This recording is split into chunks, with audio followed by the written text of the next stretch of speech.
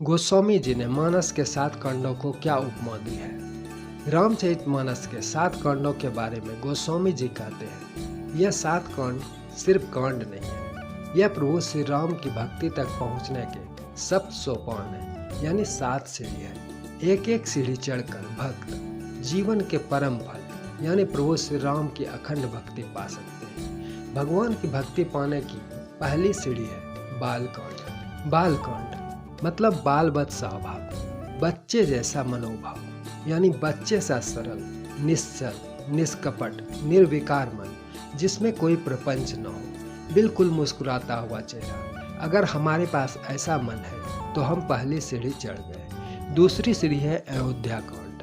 अयोध्या का अर्थ ही होता है जिसमें कोई युद्ध न हो, कोई तकरार न हो, द्वंद्व न हो, यानी युद्ध मुक्त जीवन जिसमें प्यार ही प्यार हो, वही है अयोध्या कांड। अगर हम ऐसे हैं तो हम दूसरी सीढ़ी भी चढ़ गए। तीसरी सीढ़ी है अरण्य कांड। अरण्य का अर्थ होता है जंगल, यानी एकांत। एकांत का सेवन करके वासना पर नियंत्रण किया जाए। गृहस्थ में रहते हुए संयमपूर्ण जीवन जीना ही अरण्य कांड है। जब वासना पर कंट्रोल होगा तब उपासना का शुभारंभ होगा, यानी भक्ति प्रकट होगी और जीवन सुवासित होगा। अगर हम ऐसा करें तो हम तीसरी सीढ़ी भी पार कर लेंगे। चौथी सीढ़ी है किष्किंधा कांड, जिसका मर्म है जीव और ब्रह्म की मैत्री, जो किसी हनुमान जैसे सद्गुरु के द्वारा होती है। जब गुरु कृपा होगी तभी यह मैत्री संभव है। जब हम काम वासना छोड़ किसी गुरु के शरणागत होते हैं तभी यह चमत्कार होता है, और ऐसा होने पर हम चौथी सीढ़ी भी पार कर लेंगे। पांचवी सीढ़ी है सुंदर कांड। जब जीव और ब्रह्म की मैत्री हो जाएगी तब पांचवा कांड आएगा सुंदर कांड, और सुंदर कांड में सीता जी यानी भक्ति की प्राप्ति हो जाएगी। जिस भक्ति की प्राप्ति के लिए 7 सोपान है, पांचवी सीढ़ी पर यह भक्ति मिल जाएगी, और जब भक्ति मिल जाएगी तो जीवन सुंदर हो जाएगा।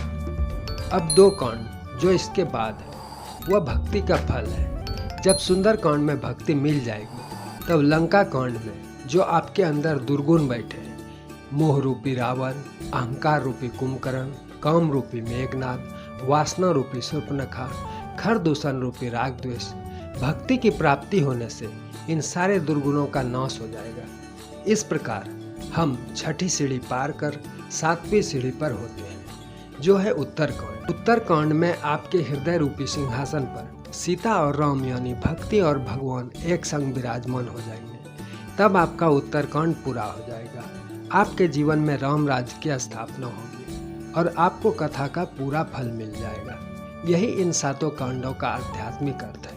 इस प्रकार बाबा तुलसी ने 7 कांडों को 7 सोपान की उपमा दी है। साक्षी के लिए एक निवेदन, यही महरुचिर सप्त सोपाना, रघुपति भक्ति केर पंथाना। जय सिया राम।